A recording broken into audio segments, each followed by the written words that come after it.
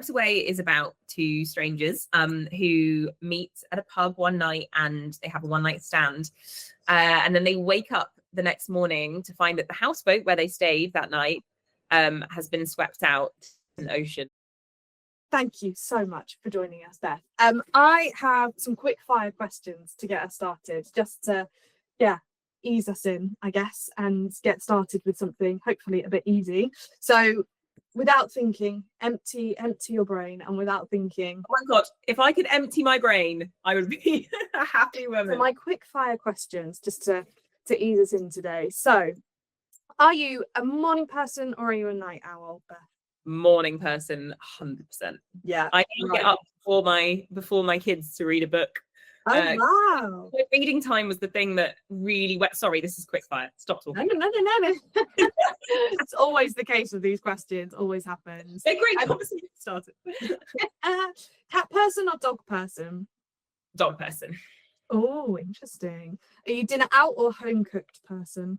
Home cooked, 100%. Yeah, matching the cozy vibes that we're going for today, definitely. Are you a lover of a city break or a beach holiday? Beach holiday. Nice. Are you ebook or physical book? Ooh, now I read in both, and at different points in my life I've read more in. So like when I had really, really little ones, I used to read on my phone all the time because you've always got your phone in your hand, like in the middle of the night or whatever. So I did a lot of ebooks then, and audiobooks. And then now I'm kind of I'm reading more paperbacks again, just for sitting up in the morning with a cup of tea. Like it's actually so nice to just, the smell of it. I missed like physical books a little bit, I think. Yeah, nice. Are you a spine breaker like me, or are you a not spine breaker? I will break a spine. Do you know what I don't like though? Is I don't like the splayed, like leave it out. You know, like the mark your page. Like there needs to be a bookmark. It can be anything. It can be like your keys, but it needs to be something. Yes, I love that. I know people feel really controversial about this, but I think there's nothing better than getting a new book and like really pulling that spine, and then it's just so much easier to read as well. Start with the spine break as soon as you open it. Wow. Yeah. I can't stand when I feel like I can't see it properly because it's not opening. So as soon as I get that new book, that's I want to know now in the is there a comments where people can tell us whether they are spine? Yeah, let us know. I think I am 100% in the minority from talking to people before. I think I'm definitely in the minority. Absolutely. Cool. Do you reread books, or are you a new book every time person? I love a reread, and I miss rereading, so I almost never do it now because I've got so many books I should read. You know, like I'm so lucky I get sent early copies of books, and I want to read them and I want to shout about them. So I'm kind of, it's like, can I reread Pride and Prejudice again, or should I really be reading one of these? Always room for the classics, definitely. And my last question: when you're writing, are you silence or music in the background? Oh, this varies. Today someone was doing some really loud drilling, so it was loud music in my ears because that was better than the drilling. I need silence sometimes. I use playlists. I have a playlist for every book, and I use playlists a lot, but not necessarily when I'm sitting and doing intense writing. It might be when I'm like moving into writing, or like if I'm stuck on a plot thing and I'm taking a break to like make dinner, I'll put that playlist on whilst I'm to like help me think about it. So in terms of the actual typing, I'm usually silent, but music is definitely very involved in the writing process. I love that. I'd love to hear those. I'd love to be reading it while listening to those playlists as well, because I imagine it probably really matches the vibe. And well, it might not. It might like wreck the vibe. I don't know, because everyone has a different vibe. You know, like when you tastes are so different. I think you might find that like it doesn't sound the same to you as it sounds to me. It'd be interesting to know. That's true. Yeah. Oh, you should publish the play, get them on Spotify, share them on your socials, and then we can see how they match our vibe. I also mentioned that this week when I was in an event at a library. They were like, we want to see them, so maybe I shall. Maybe. Amazing. Fabulous. Well, thank you. That was just a little bit of fun to ease us in, and I feel like I know you better already, Beth, which is amazing. Cool. I want to kick off today by chatting about Swept Away, your newest published novel, which like I said to you before everybody joined us today, I was reading it when I knew I was going to be chatting to you. And so I am going to start by reading the notes that I made as I read this book, because every time something came to mind, I just stopped what I was reading and instantly wrote it down. So this is what I wrote down, and there's no spoilers in this. So if you've not read it, I've purposefully made sure that there's no spoilers in what I've written down. So my first note is, holy cow, we're straight into the action in chapter 1. Always. That's one of my favorite techniques. 100%. I've then got classic Beth O'Leary dual point of view structure, adore. I've got Zeke sounds cute, most eccentric Beth O'Leary character I've ever read. I've then got, it's a tiny boat, not a huge boat. For some reason, I just assumed cruise ship. Don't know why. Interesting. Yeah. I don't normally, sorry, I appreciate people have not come to listen to me, they've come to listen to you, but I don't read blurbs necessarily. I just go straight into a book. So I kind of got the boat vibe. Yeah, exactly. So I got the kind of boat vibe, but just for some reason in my head was like cruise ship, like, yeah. And no, and I was very shocked when it was teeny tiny boat. I've then put, as someone who's recently turned 30, I put Lexi feeling old at 31 is giving me pain.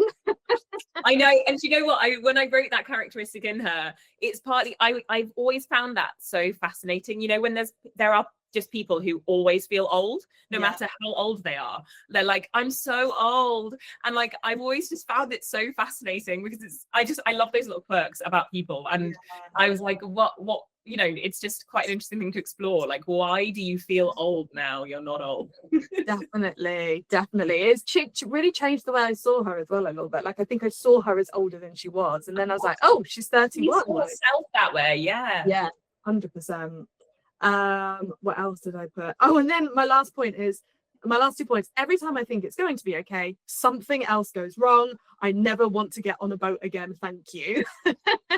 So those were my vibes as I went through the book. But for anyone that hasn't read it, Beth, give us your kind of top line summary, talk us through Swept Away. Yes. So Swept Away is about two strangers who meet at a pub one night, and they have a one night stand, and then they wake up the next morning to find that the houseboat where they stayed that night has been swept out in the ocean, and they are lost at sea together. So it's a love story, but it's also an adventure story, and it's also two people, one boat, which was definitely the most ambitious book I've ever written, and I am so proud of it. For me, it's currently my current fave, although I will say I'm very fickle. Okay, fair enough. Amazing. And so on the point of this small boat, like I've already said, I really did picture just a cruise ship, and then was like, oh no, we're in a canal boat. But it felt really vivid, like that. I felt like I was in that boat, and at times I felt quite claustrophobic in that book as well. Have you spent a lot of time on canal boats? Is that something you know a lot about? Because it felt really like authentic the way you drew. Thank you. Yeah, so I mean, this book took a lot of research, the most research I've probably ever done, because I'm not a boat person, and one thing that really helped with this is that neither are Zeke and Lexi. So when I was first like thinking about, can I do this, I was like, well, I don't need to like get into the mindset of a sailor. I don't need to. I need to get into the mindset of a clueless millennial who got on a houseboat and they didn't know what they were doing. I was like, I feel like I could do that. Like, I feel like that. Actually, it was such an interesting. Yes, I spent lots of time poking my noses around houseboats. And one of the most useful things was just go to sea and just look at the sea not from the shore. I did a lot of looking at the sea from the shore too, in different weather, but just being in it. And like, the sea is it's all they have to look at, except for the details of the boat and each other. And so in a way that I'd never had before, I had this kind of very static scenery, and so it was like, how can I bring that to life so that it doesn't feel like we're always looking at the same scene, because it won't feel like that to them. So I did a lot of staring at the sea, and I had like this big document that was like all my kind of sea images, and it, you know, these are tiny things in the book, but that I hope give it that kind of sense of reality. Because, you know, I love to take a like slightly outlandish idea, and then I hope make it feel genuinely really real. Like, okay, what if then? Like, what if this really happened? How would that feel? And it's a great like, in terms of research, this isn't really research, but it's a great conversation starter. Like, what would you do? You're lost at sea on a houseboat with your one night stand. I went to a wedding when I was writing the book, and people were asking me, oh, what are you working on?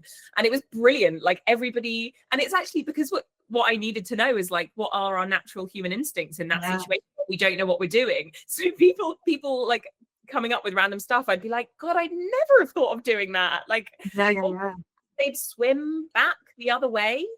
I was like, I'm not getting in the water. I'm staying on the boat. Yeah. No. And I feel like, isn't it natural human instinct to almost just end up going round and round in circles anyway? So you'd be swimming for hours, and then suddenly the boat would be like right back in front of you again. Like, I'm with you, Beth. I'm staying on the boat. I'm not risking that. But no, I love the imagery of the sea. I think that's what made, because like I said, I got lots of really claustrophobic feeling about that houseboat, and I think it was because the sea, the contrast of the vast sea, and there is just nothing around them, and then this teeny tiny house. So satisfying, isn't it? Like, it's both very big and empty and very cramped and small. So there was so much to play with that, and I use every inch of that houseboat. Like, you know, there's a moment when she's when Lexi gets up on the roof, and it's that scene is purely there because I was like, I've not used the roof. Like, where, you know, because, and it kind of, I think writing it taught me a lot about setting, because I was using I couldn't take anything for granted. You know, I couldn't just sort of be like, oh, just, you know, they can just be on a suburban street, or they can be, you know, I had to think about every single place that I placed them so carefully. And I think it really changed my next book, the Name Game, which isn't out yet, but it's out next April, and you can pre-order, so I'm going to talk about it. Just that book is set on a quirky little island, and the setting is like absolutely crucial in that book, and I'm sure it's something to do with that boat. I feel like I wouldn't have written such a setting rich book without writing one where my setting was so kind of dictated to in the way that it was, and I had to think about so much in such a way. Interesting. Yeah. And I guess the idea of using all of the boat, like if you are stuck on that boat, you're going to want to use all of it. You're not just going to sit in one place. You're going to want to go and explore and just, you know, get a change of scenery and dance on the roof like Lexi did, and sit on the deck. Like, if you've got a flat, you're going to, you know, go into all of the spaces and make the most of it. So true. Yeah, totally true. And I will be asking you about your new book in a moment as well, because regardless of everyone else, I want to know what's coming next as well. Cool. I'm curious to know, like, I'm always really fascinated by writers' processes, and it's just something that I find really, really interesting whenever I talk to authors. So was there anything that changed a lot or a little between kind of like first drafts or kind of early piecing this book together to now the final version that's out on the shelves? Did anything change? Did anything not change? It was, oh my goodness, I did so many rewrites on this book, and it's the hardest book I've ever written, which, you know, it's the hardest concept I've ever tackled. It's just technically very, very challenging, and that was part of the appeal of it for me. I think I wanted to write a book that you know, I felt like I could do something really interesting with. I wanted that. I was ready for that kind of challenge, I think. But the issue wasn't kind of what I thought the issue would be, which was, what are they going to do all day? Like, how are we going to pass the time? It's just two people. Are we going to get bored? Like, I actually didn't find when writing that was the challenge. And I think you'd possibly be surprised, like if you're an avid romance reader like me, I noticed when I was reading romance kind of around this time, how often we actually just stay with the main two characters anyway. You might have 3 chapters and not even notice that you've not bumped into anyone else or spoken to anyone else. That's the story you're following, and that's the story you want to be with.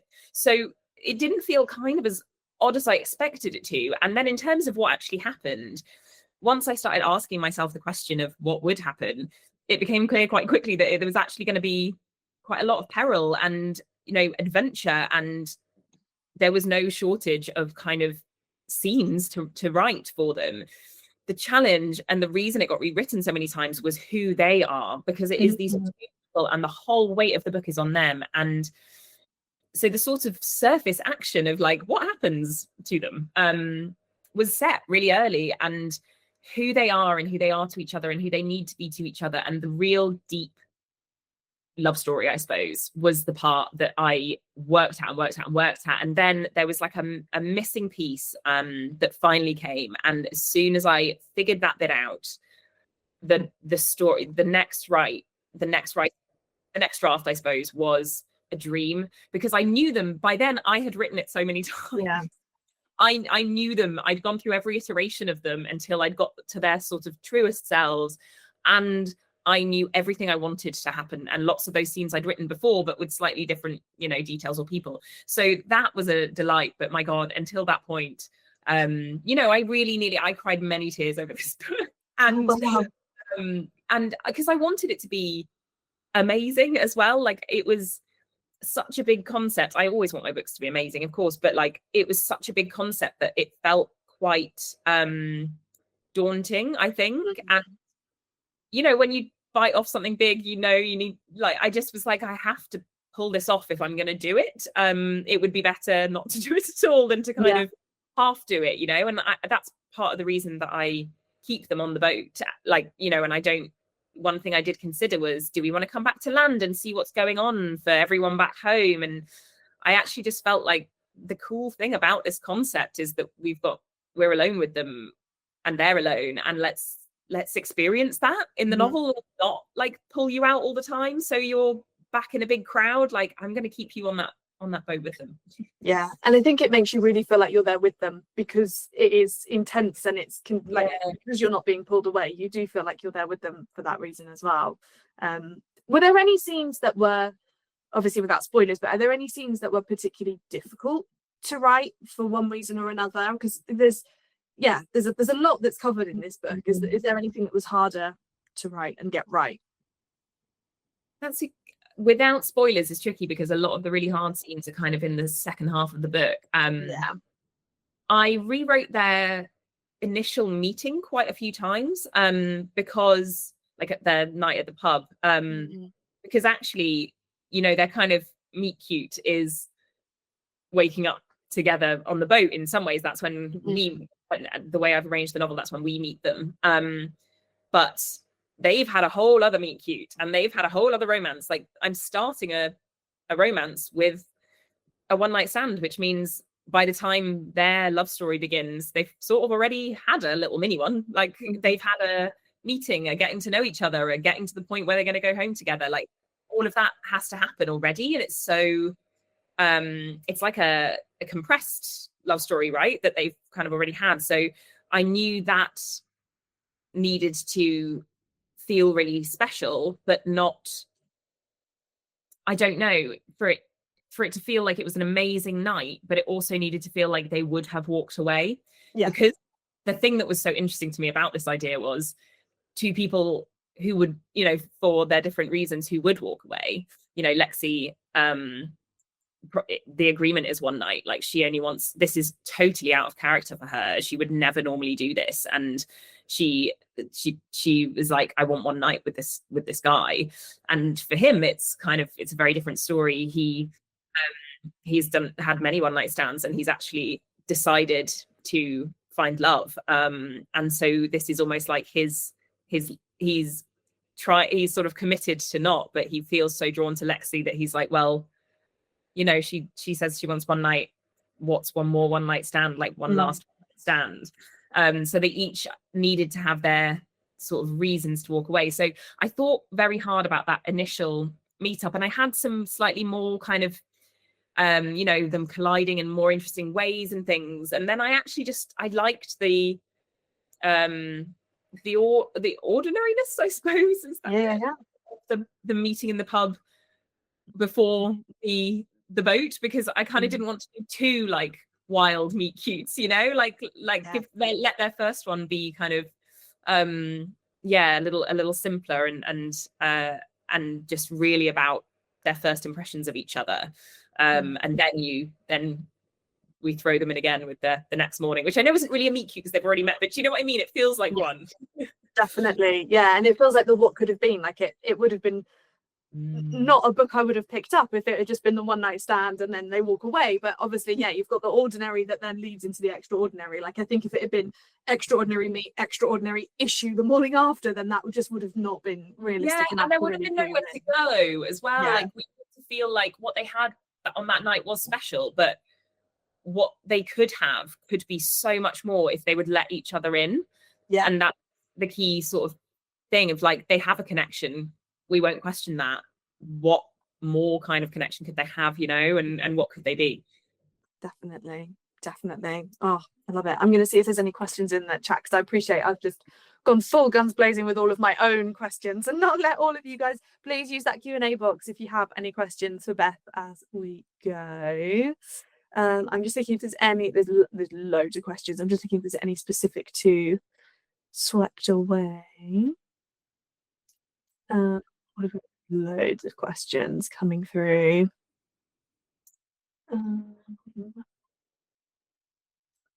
Oh, okay. So one person's put here, I really love your books and I've actually listened to them all on audiobook. Do you have this in mind when you're writing? The dual narratives work so well and they're always great narrators. How involved are you with an audiobook process?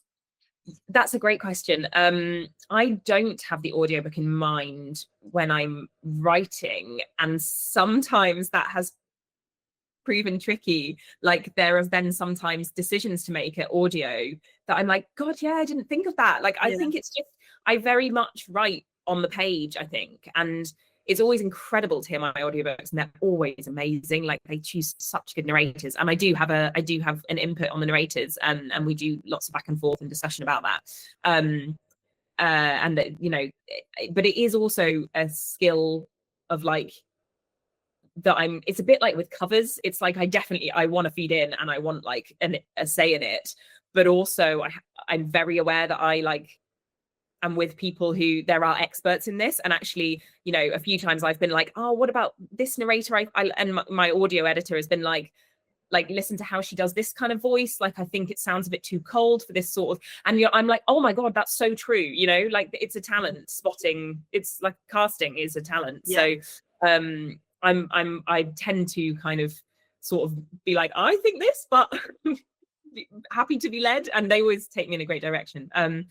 But yes, I think writing dual point of view is more about how I like to be within the scenes. But I totally agree. I love it on audio as well. And I love multiple voices. Like Daisy Jones and the Six is still, I listen to that in audio and I still think about it all the time, because the multi-cast, like, I remember I didn't want to make a coffee, because I was like, I don't want to not be able to hear it for the amount of time it takes to like press the coffee machine. And I was like, that is wow. That is a good audiobook. That is a really good audiobook. Yeah. Do you know what? I've read it. I've read Daisy Jones, but I've not listened to it. So maybe that needs to be one of my well, for your next read, an audio, a listen, a re-listen. A re-listen. A re-listen. Absolutely. There's a question from Paige. So Paige has put a really interesting question, which I think is so relevant to Swept Away. So she's put, your books managed to be really comforting and wholesome while still exploring some really heavy themes. Were there any moments or themes in your writing that you personally connected to on a deeper level? I mean, definitely. I think writing is a place where I explore deeper stuff. I don't even do it in I never sit down and think like, you know, The Switch is going to be a book about grief. I want to write about grief. But I just sort of, and in fact, when I have tried to do that, and I did actually try, it's interesting that I picked The Switch as an example there, because sort of did try to, when I pitched The Switch to my publishers, I said, this is a story I'm thinking of writing. And they were like, it feels very light compared to Flatshare. And so I added this storyline. I can't even remember what it was, but I remember it was some sort of deeper background stuff. And then in the writing of the book, all of the richness and depth and trauma that is in The Switch now came.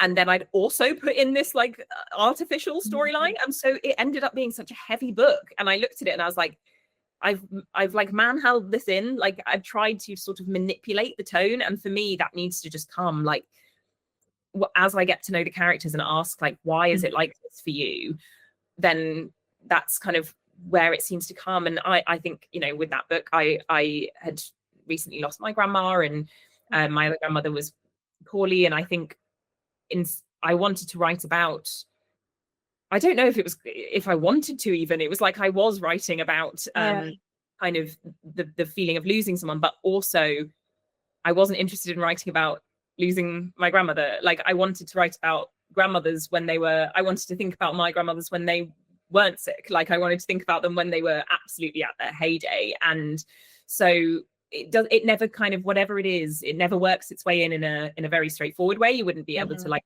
sit it and be like, except later I will look at it and I'll be like, I wonder if I ended up exploring that there. And I wonder if that's what I was doing. But it tends to just sort of come out in different ways. And it's always about character for me, those darker themes. And I no longer question whether they'll end up in there, because they just always seem to. Yeah, I don't think you can write a believable character without having that depth. It would just be two-dimensional. Like I don't think it would work, would it? I agree. Yeah, interesting point.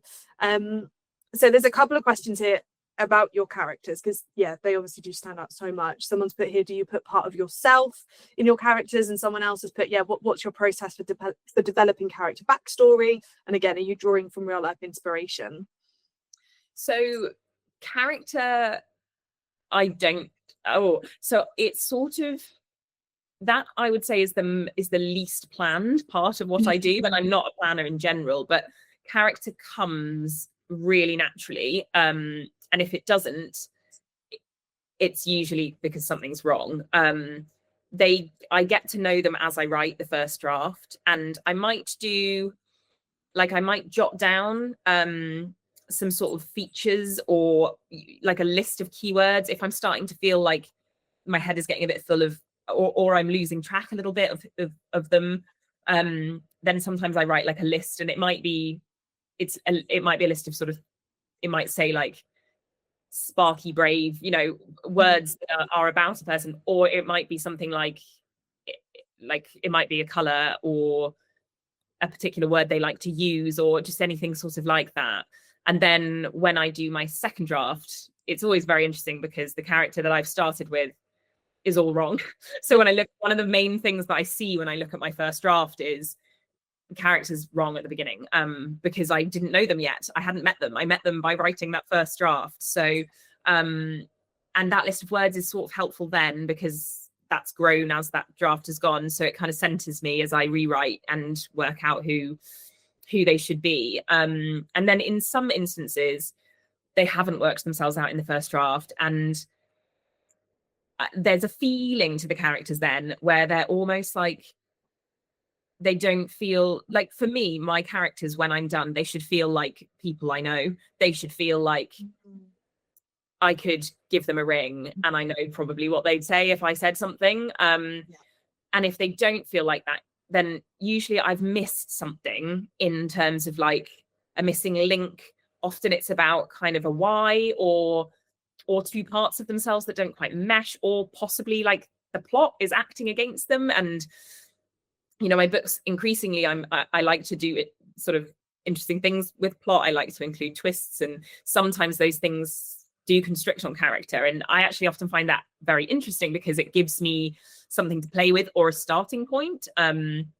So like right from the Flatshare, like when I was starting with character in that book, I suppose the place it began was the question of like, which two people can I imagine who would be two interesting people who would be willing to sign up to this arrangement of people sharing a one-bed flat and not meeting. So there's kind of usefulness in those constrictions on the character, or those constraints on the character, but they can sometimes cause problems further down the line. And sometimes I have to say, like, it's more important that this person I just don't believe they do that, and so that's going to have to bend. And then it's a kind of a bit of a tussle of like, do I change this person or do I change where I need this to go? So yeah, sorry, that was a big ramble on character. No. I think, like I said earlier, I just find all of these processes really fascinating. Yeah, it's so interesting. I feel like this is the wrong question to ask. This is like asking if you have a favorite child. Do you have a favorite character? Do you have one that, I don't know, perhaps you enjoyed writing more than the others, or one that kind of, I don't know, one that has stayed with you longer than others? I mean, maybe Eileen in the Switch. The Switch has come up twice tonight, but yeah, I think she was amazing to write, and just did. Oh, and another character that was a real joy to inhabit was Miranda in the No Show. If anyone's read that, that's my book, which is about 3 women stood up by one man on Valentine's Day, and she is so sunny, and kind of the world is quite straightforward to Miranda. Like, she's sort of like, it is or it isn't, like, it's a good day, like, I'm pissed off, I need something to eat. Like, you know, she's like really joyfully kind of straight up person, and like sees the best in people. And I loved stepping into her head. And her chapters always felt so bright to write. So I would say, yeah, those two possibly. But in terms of experience of stepping into them.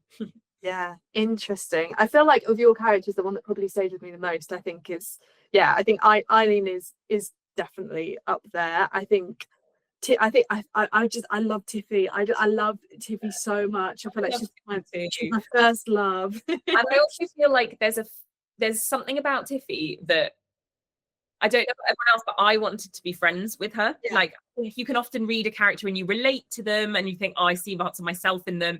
And for me, Tiffy was more like somebody I just wanted to go for a drink with. Like, she was so great. And I just, that kind of friend character. Yeah, I completely agree. Yeah, I love it. So there's still loads and loads of questions coming through, which is amazing. Please keep throwing all of your questions at us. There's one, we were talking about the kind of themes earlier. There's one question I want to go back to, because we talked a lot about kind of, starting some of those heavier themes, and I guess giving those books some depth and giving those characters kind of more dimensions to them.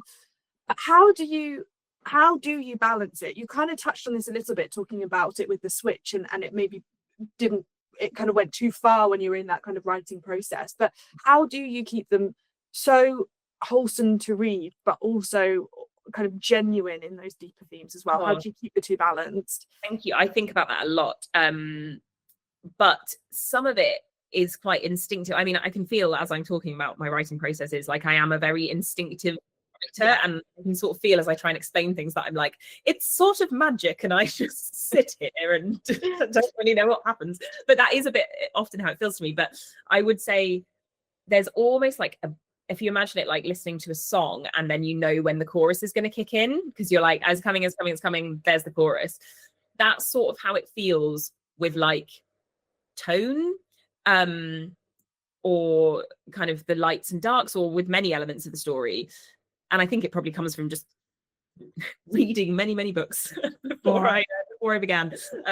But you know, when you kind of get that feeling of like, this is what we want right now. And so I will often get to the end of a scene and think like, God, I need to take us somewhere lighter right now. Like and for me, that kind of humor offsetting the serious stuff, it's not just about kind of making it easier or like lightening it or sort of making it more fun. Like, for me, the humor adds emotion. Like, you know how like we're all, you know, like in that moment when everyone's like overwrought and tense, and then someone just cracks a joke, and like we're suddenly all in it together, and we're laughing as well as crying. And you know, humor doesn't diminish the seriousness, it can like give it heart again. And so for me, it's kind of about making sure that I'm not pulling us so far away from the seriousness with the humor that I'm like making it feel like I'm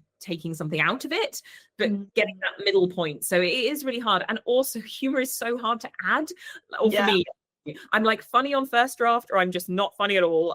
My least favorite note for myself is always make this bit funnier, because you know, like I can't, I'm sorry.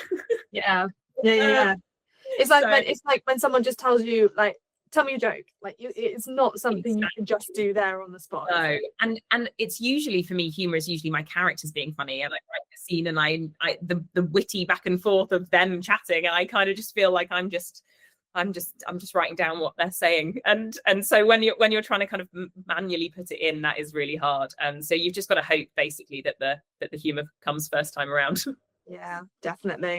And I don't know if this is a silly question, but obviously when there's so many different themes and different books are kind of touching on different kind of different elements, is the writing process different depending on where you're going? Like, does it change your research? Does it change how you approach writing? If you're like, for example, if you're dealing with grief versus family tension, or like, is that ever different? I mean, definitely it will change my research, but I would say it probably wouldn't change my process, because, as I say, those things sort of come out of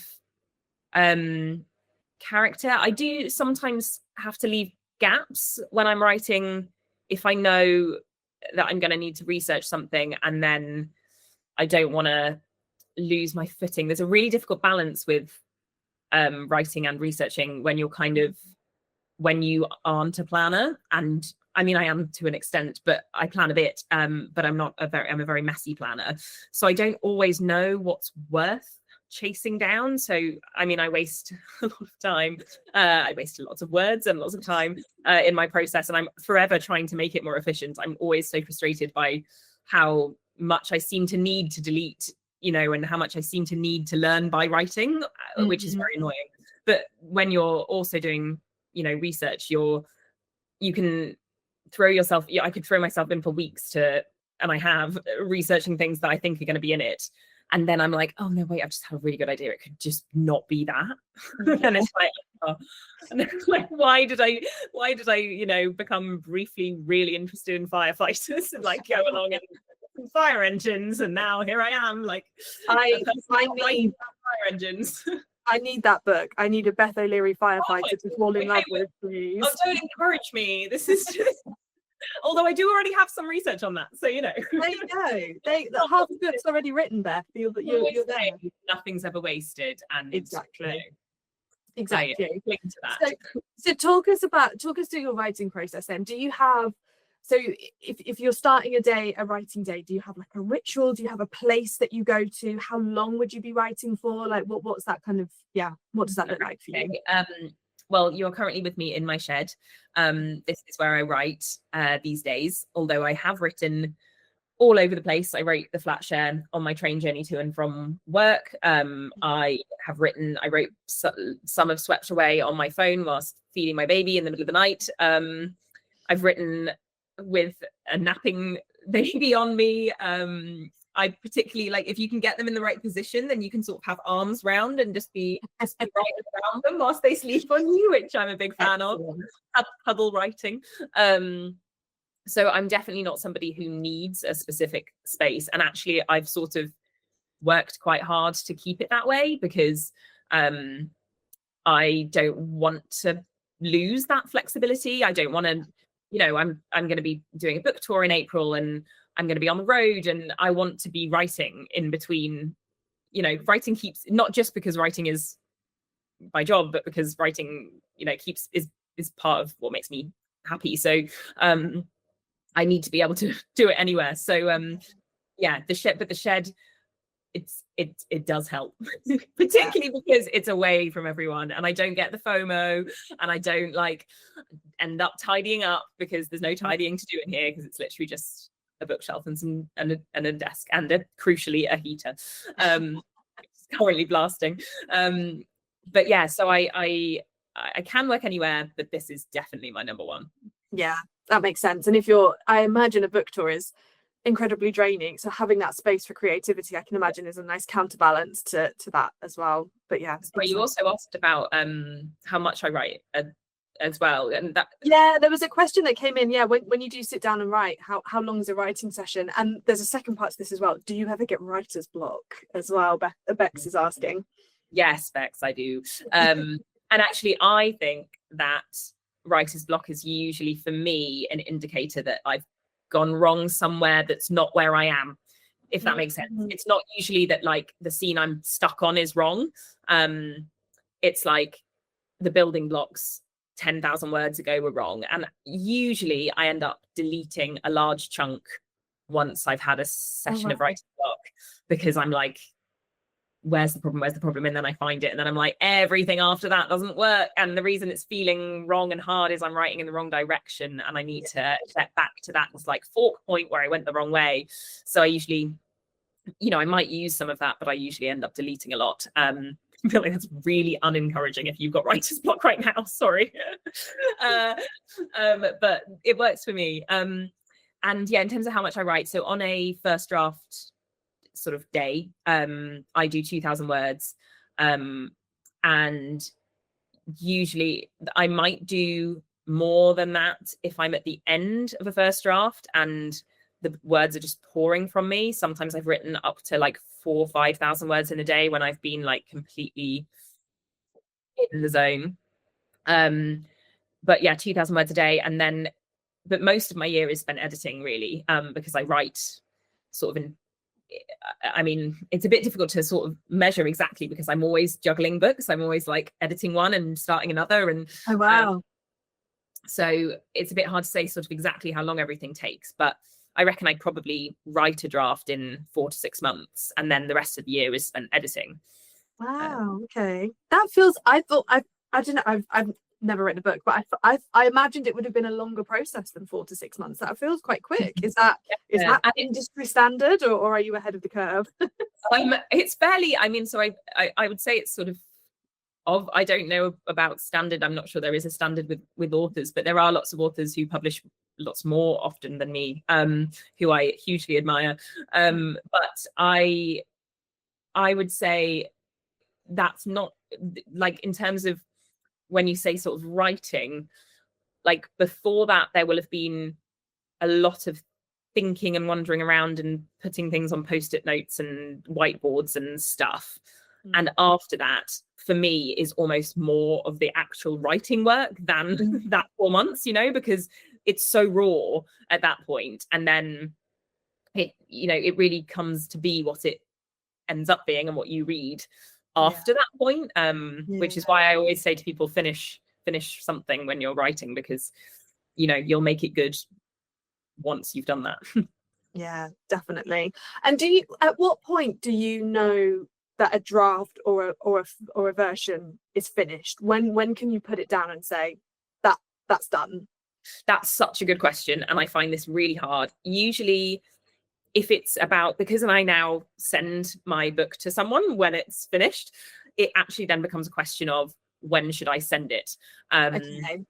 So it's not really about it being ready, because I know it's not, because I know, for instance, when I send my first draft, which will always be like draft 4 or 5 in reality at best, to my editor, it will then be completely deconstructed and rebuilt. So that kind of helps in a way with the like perfectionism thing, because you're like, it would be really silly for me to like close read every line of this and tweak it again.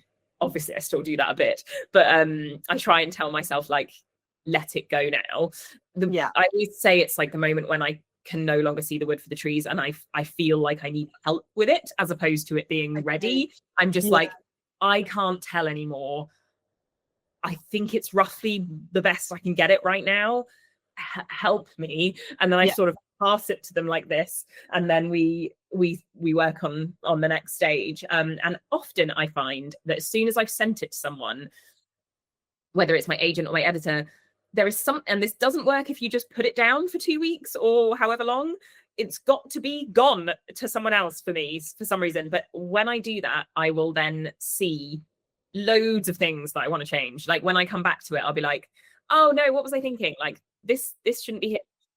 And it's something about the distance and the sense of perspective that you get from, you know, I sort of, when I'm writing, try to not think too much about people reading it, because I think that gets me caught up in my own head and tripping myself up and second guessing. So, but there is a moment where you have to transition to being like, this is, you know, to be read. So like, how do I make it better for everyone to read? So that you sort of have to switch to like that external view of your work. again, as opposed to being like so in it. So I think sending it off to someone else just sort of helps you, because you start seeing it a bit through their eyes, if that makes sense. Definitely, yeah. And at what point in the process does the title come into it? Is that something that you start planning knowing that this is going to be the Flatshare Swept Away, or is it something that evolves during the writing editing process? Titles, yeah, it really varies. The dream is that you just get it straight away. The Road Trip was always called The Road Trip, and I was like, maybe my publishers will want to call it something else, and they were like, nope, Road Trip's great. And that was a really easy one. And I really like to, with my titles, really encapsulate the hook as much as I can in that title, partly because I think when you publish commercial fiction and you write a book a year, like, it's hard for people. There are loads of authors I love, but I get their titles muddled, and I'm like, you've got to read that one, but I can't remember. It's the one with the, yeah. And so I now, like, I'm always thinking, like, how can I make sure that, when you pick up like the no show, that it's the one with the guy that doesn't show up, and like it's therefore like so it's very much a, like, does what it says on the tin, which is why I was so pleased when we landed on Swept Away, because that was really hard to title that book. It was known as the boat book throughout the editorial process. We just called it the boat book. We were like, we can't call it the boat book. It just doesn't sound good. So, and it was trying to find something that said, this is what happens, but also gives you a sense of the tone and the romance. So I was really delighted with that title. Although it did mean foregoing the, which actually some people were quite upset about, which I was really surprised by. But I think everyone likes that they matched. And I was like, like all the lovely spines with the yeah. Do you know what, I hadn't even considered that there's no the in that. That's that's so interesting. I do feel like the boat book by Beth O'Leary, it's giving vibes of, like, I don't know, like almost you going around looking at boats and rating them. Like, it feels like a very, very different book. It doesn't give you the genre very well, does it? No, the Flatshare was actually the name that I originally gave that first Word document, and I always planned to change it. And then I sent it out to agents, I was like brainstorming for ages, trying to come up with other titles with friends and stuff, and I couldn't come up with anything. So I sent it as the Flatshare. But I sort of, when I signed with my agent, she was like, I think we probably want to change the title. But she couldn't come up with anything either. So she sent it out on submission as the Flatshare, title TBC. And it was called for a while The First Rule of Flat Sharing. But my editor at the time said that whenever anyone came to talk to her about it, they were like, oh yeah, that Flatshare book. And she was like, I feel like everyone just calls it the Flatshare. And I think we have to so we basically conceded defeat and called it the Flatshare. And it's so funny to think now, because I can't imagine it under any other name. But it was, so sometimes a title, like, it's so hard to know whether it's going to work. And I always find it doesn't feel like a real title until you see it on the cover, and then I'm like, oh no, it's a book. That makes sense. Amazing. So we are back to the for the title of the new one. So let's talk about this new one then. So we got to see the cover of it over Christmas, and I'm so excited to read it. The name game. So talk us through, like, give us a reason to want to read it. What's going on in this one? Yes, so this one is about a woman called Charli Jones, who is starting life over on this quirky little island in the Channel, and it's got 500 people, no cars, no streetlights. It's like a brand new start, and it has one farm shop, and she's going to be running it. But then the story is also about a man called Charli Jones, who is starting life over on this little island, 500 people. And he's going to be running the new farm shop, or their farm shop. So basically, there's been some sort of mix-up, and we have two Charli Joneses and one job on this one island, and one beautifully converted stables for one Charli Jones to live in. But of course, we now have two Charli Joneses. So that is the setup. As I was saying earlier, it's like it's definitely like, everyone who's read it early, like the message I get is always like, I want to go on holiday there now. Which I love. They're like, take me there, which is so nice. And it's got lots of it's form wise, it's slightly different. It's in diaries and emails, mostly, which I've I've played a little bit with kind of diary style a little bit. Like I think Leon's chapters have a slightly diary-ish feel to them. But I've never done a full diary before, so that was really fun and interesting. And it's just these are really, I always write characters, you know, who are brokenhearted and bruised-hearted and coming to love with vulnerabilities and challenges and all sorts of things that make it complicated. But these guys have really been through it. And they're both completely determined not to meet anyone. Like they're not looking for love. In fact, they're actively not looking for love. So that was really fun too. And it's a fun, joyful, sort of wholesome ride, I would say. I love it, and thanks for naming your characters after me. I'm so honoured, Beth. Oh yeah. It's really hard to pick a name because obviously I needed a name that was gender neutral, and I needed a name that like worked with this. I had a surname that I liked, and it was like I normally don't have so many constraints on a main character's name, but I was like, oh, I've got to like pick something that and like one that I haven't used before. So, and the other thing that happens once like is I've also around the time that I've been writing these books been picking baby names. So you have the weird thing of being like, I can't give a character a name that I might want to give my child. Yeah. Amazing. At the start of my career, I just didn't think about. So no. Oh my gosh, yeah, it's not even something that you would consider. That's so funny. Amazing. And like I said earlier, we got the cover reveal over Christmas, which felt like a very lovely Christmas gift. Thank you. How involved are you in cover designs for your books? Do you get much of a say, or do you just let other people deal with that for you? No, so I'm with the UK and US, I'm very involved. We'll chat about it sort of at the initial when they're pulling together a oh my gosh, what's it called? There's a word for it. Cover. There's like a document that editors do when they're working with the design team to kind of give them a sense of what they want it to be. And then there's lots of back and forth, and it's really hard. Like covers are really hard. It's so hard to put your finger on what makes one brilliant. I think, you know, why like, next time you're picking up a book, like, why have you picked it up? Think about it and tell me.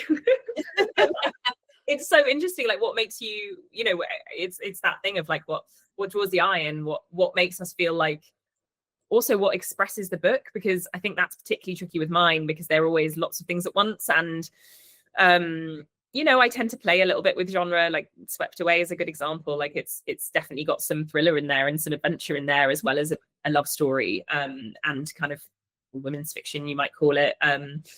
So it's sort of, there's quite a lot to say on my covers. It's like, if you like this and this and this and this and this, and maybe you've tried this before, like try this one. But it's a lot to get across in just a picture. And so it's really, so there's lots of back and forth on covers. But I love the cover for this one, for all of them actually. I think my absolute favorite cover is still the Flatshare paperback. I don't know if anyone's seen or has the hardback. The original hardback. I don't think I've got one in the shed. But the original hardback of Flatshare had the bed like viewed from bird's eye view, like you're looking down on it. And then with the paperback, the designer was like, why don't we flip the bed? And so she just like, now you see the bed, like the Flatshare cover that you're much more familiar with, which is the bed from the end of the bed with the light above. Yeah. I can picture it. It was such lateral thinking. Like it was so, I mean, literally it was amazing. Because it just hadn't occurred to me. It's like, what can we change about the bed? Like we definitely want to have a bed. And I just got really stuck in thinking of the bed as it was in the hardback. And then it's so cool and fresh. Although it doesn't, these days I'm looking at it on my wall. These days the cover, like it's a good few years ago now, so it probably doesn't feel fresh, but it did then.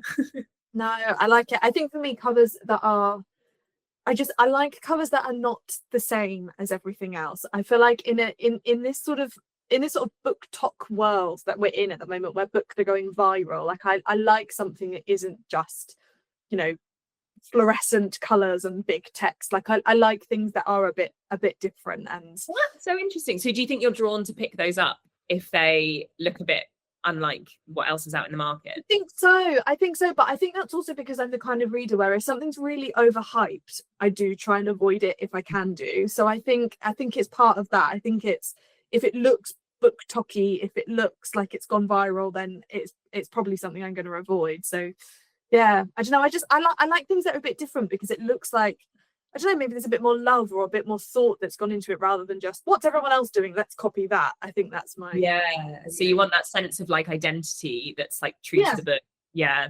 Absolutely.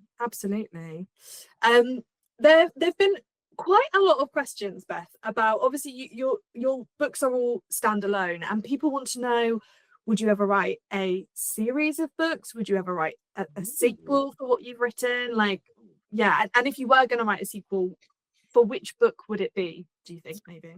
So I've yet to have a yen to follow up one of my stories in a big way, like have a whole novel. I think it's a lot of responsibility once the novel has been published. It's sort of, the story's sort of yours now, and you know, like as a reader, a story means so much to you.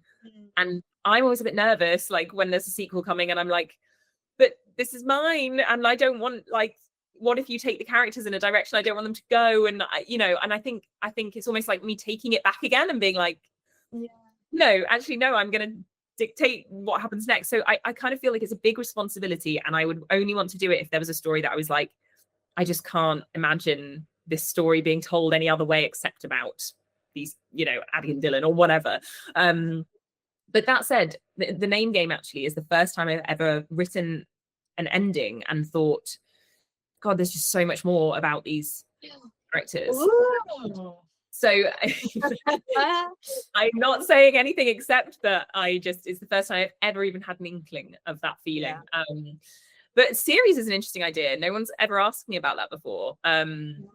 It was a real thing. It was more of a thing around the kind of, I guess, Shopaholics and then the iHeart series. And there was definitely an era where we were rom-coms really were series. And I feel like when I started writing, that wasn't really the case. So it's kind of just, I've never really turned my mind to imagine, it's quite a different way to conceptualize a story. It would have a whole other thing to build, and I think you'd have to know, it's very different from writing a sequel, right? Because you'd have to know from the very beginning that this is going to be one. But that's such an interesting idea. Would you want one? Would everyone want one? A series? I mean, I feel like because people are asking, I feel like that's where the appetite is. Hearts coming up the side of the screen. That's a good sign. That is a good sign. Yeah, I feel like it. I feel like there's also. Oh yeah, someone's just put yes in the Q&A as well. I feel like there are definitely some books though where actually leaving it where it is and like you said, it doesn't work for everything, and sometimes just leave things where leave some characters where they are, and in our heads we can imagine what's happened to them in the rest of their lives, but some things just are a one and done book, I think. But I think it would be interesting to see how you would approach a series or a sequel as well. So I would be all for it.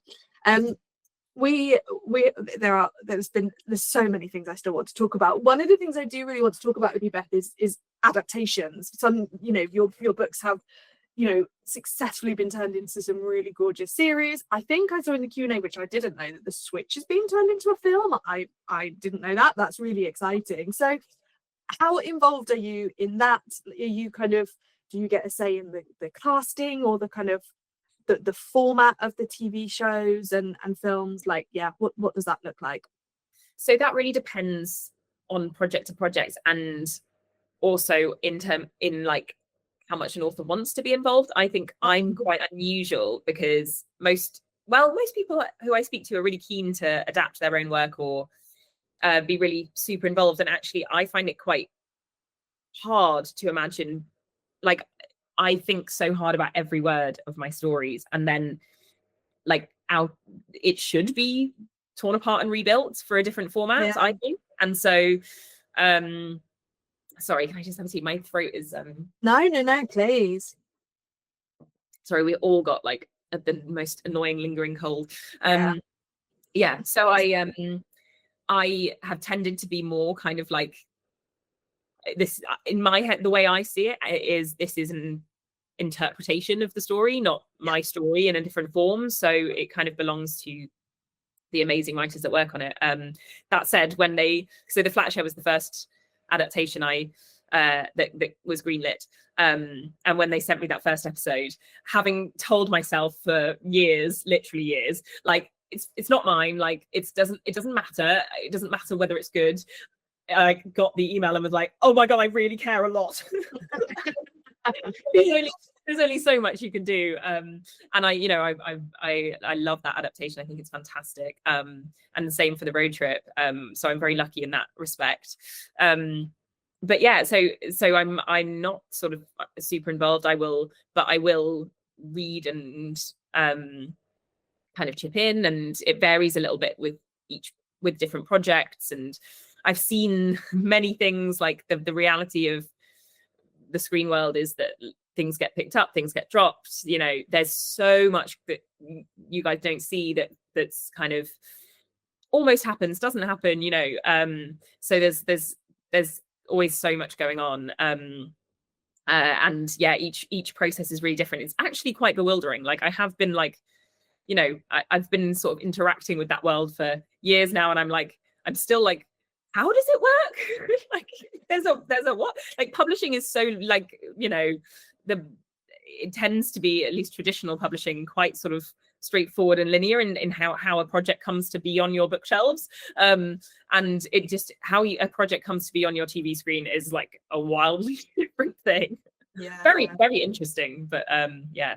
And so many people are involved as well. Like that was the craziest thing about being on a set of the Flatshare, was how many people there were. I couldn't believe, like, I was just looking at everyone like, what do you do? What do you do? Like, it's amazing that all these incredible creative minds are all on this story that I wrote on the train.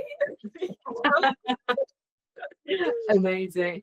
I feel like the casting as well, particularly for the Flatshare, was just so spot on. Are there any for your books that haven't yet been adapted? Are there any like castings that you can just picture in your mind? Any that you would just, that person is perfect to play that character, or do you just leave it to other people? Well, so I love hearing reader castings, but for me, my characters look like, it's quite odd it's sort of like asking like, who would play your mum? Do you know what I mean? Like, it's a weird question, because they are like who they are, and so I don't really think about them like that. And actually, it's one of the weird things about being adapted is that you do start to see, the actors as the characters, and it even happens a little bit with the audio. Like I will start to feel like that voice will like nudge out my character voice, which is sort of weird. But yeah, but if anyone has in the comments anyone that they think is absolutely perfect for someone, I would love to hear. Although I can't actually see the comments, so what I mean is that, Charli, I will read them to you, don't worry. I've just not pressed the right button. Don't worry about it. I think I've said this to you already, Beth. I love the Switch.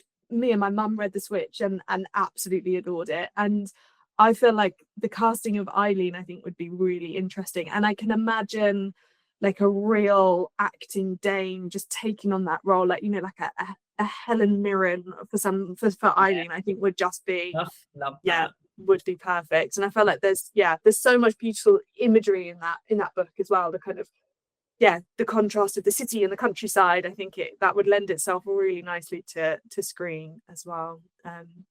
Amazing. Someone has just put in the comments, seeing as you can't see it, I will tell you, someone's just said that they've ordered a signed copy of The Name Game after hearing you talk about it. So thank you. It's brilliant to hear. Thank you. Absolutely. Fabulous. I'm going to see if there's any more questions. Yeah, so there was this question from Holly that I thought was really interesting, and I actually don't know the answer to this, even though I feel like I'm your number one fan. She's asking, what did you do before being a full-time writer, and has that influenced your writing? Yes, so I worked in licensed publishing, so licensed children's publishing. So if for people who don't know what that is, it's like I worked on like the activity books that were like tied in with kids' TV shows and stuff, like when you get like a Peppa Pig sticker book or whatever. And it was an amazing job, and it was totally crucial for me, mostly just because I was in the building where people were getting published. Like we didn't work on sort of like original fiction and stuff. It's quite a different space, but it showed me that it happens, and it gave me that feeling of like, well, why not me then? Like, I'm going to go for it. I'm going to try. And the other thing it did, it taught me about how books are sold more, like how the commercial side of books works, of the publishing industry works. And I think that was not necessarily like changed my writing, but I think it probably changed my pitch to agents. I think it probably meant that it was easier for me to stand out in the slush pile because I had more of a sense of like how books might be pitched in the publishing world. But that said, I did only get one agent interested in reading beyond the first 3 chapters of my book. So maybe not that. Maybe my agent letter wasn't that great.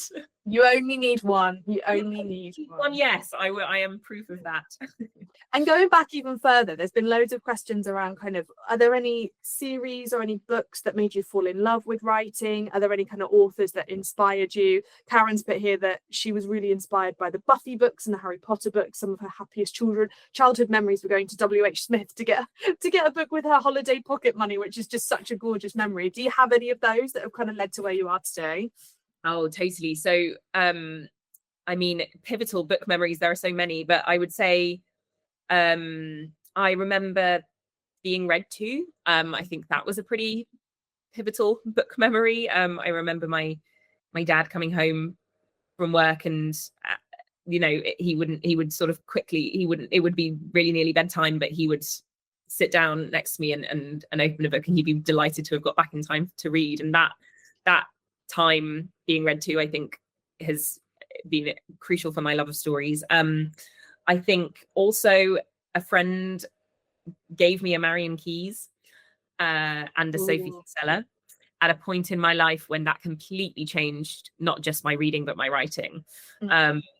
I had sort of, I think, been a bit of a book snob really as a teenager. I wanted to study English at university, and I was sort of reading the classics, and I probably wouldn't have picked up the kind of book that I now write.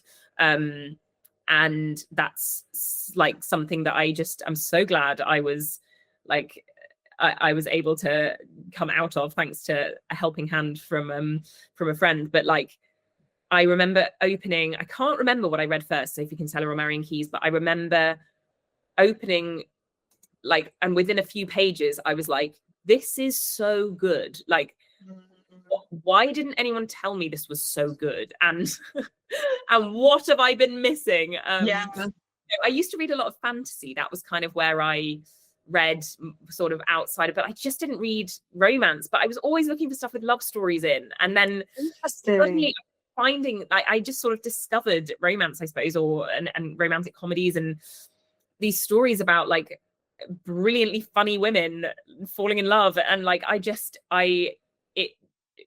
felt like this is what I want to be writing. And until then, I'd written quite different stories, really. And the Flatshare was the first book I finished with that genre. I mean, at that point, I didn't even really think of it as a genre. I didn't really think about genre. You don't really, I think, you're a bit more, like now I'm a writer, I'm kind of more aware. I'm an author, rather, published author. I'm more aware of those things than I was as a reader in but yeah, I'm sorry. Oh, don't worry. I think it's going to go soon. Oh, it's all right. We're nearly there. A few more questions. Don't worry at all. Don't worry. So on that point then, would you ever expand? Would you ever write something different? You said you read a lot of fantasy. Would you ever give that a go, maybe? I mean, I'd never say never. I would need to like feel that was the story I had to write. Again, the same with the sequel. At the moment, the ideas I come up with are the ideas I write. I'm not like, sort of holding out on you guys, but it would be, I mean, I don't know. I always feel like it's a big move to, I actually think also I'm allowed by my readers, everyone is very,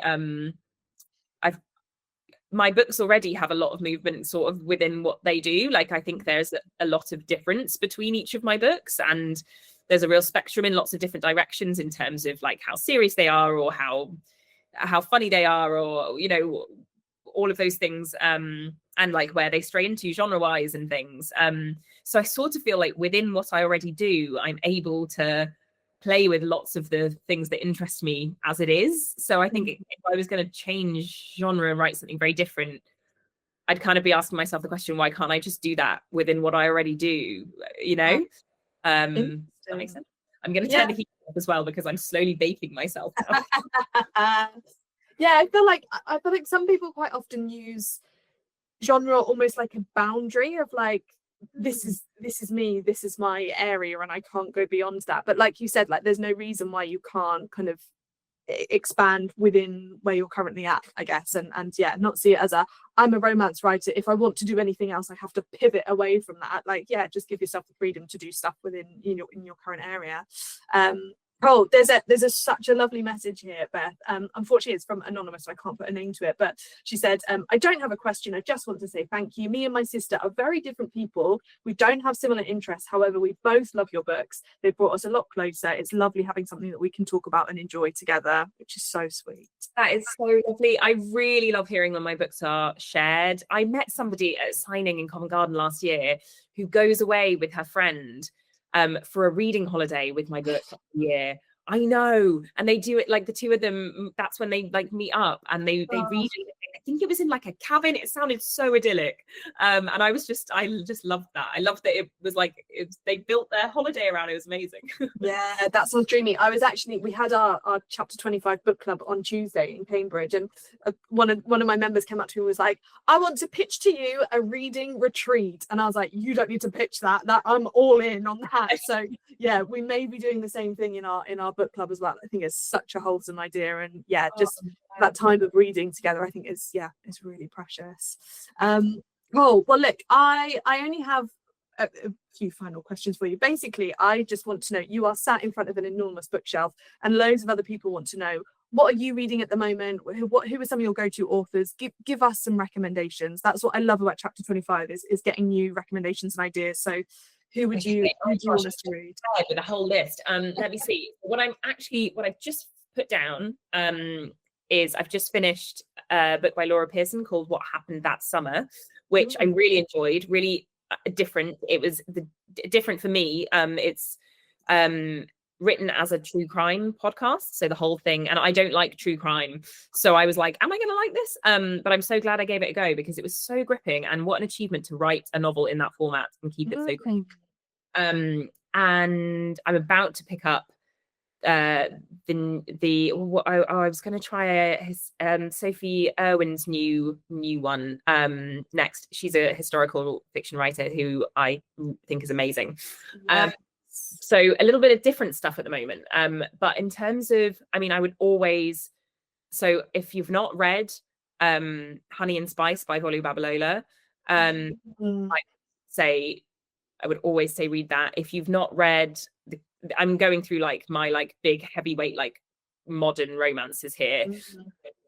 If you've not read Marion Keyes Again Rachel, then please do. Helen Huang's The Kiss Quotient is one of my favorite romance novels. Yes.